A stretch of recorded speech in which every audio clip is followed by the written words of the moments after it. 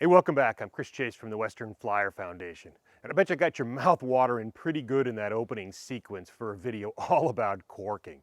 And Greg has been corking pretty hard on the boat for a few weeks, and I've been filming like crazy and I've been editing like crazy, but this video is not about corking.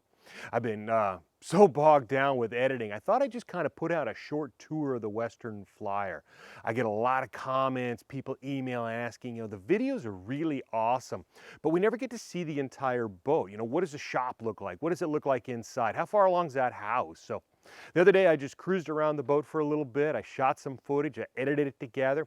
I know this is going to be a short tour and I'll hear about that in the comments box, but this is the Western Flyer on the 12th of November 2020, and I think she's looking absolutely beautiful. I hope you enjoy this video, and thanks for watching.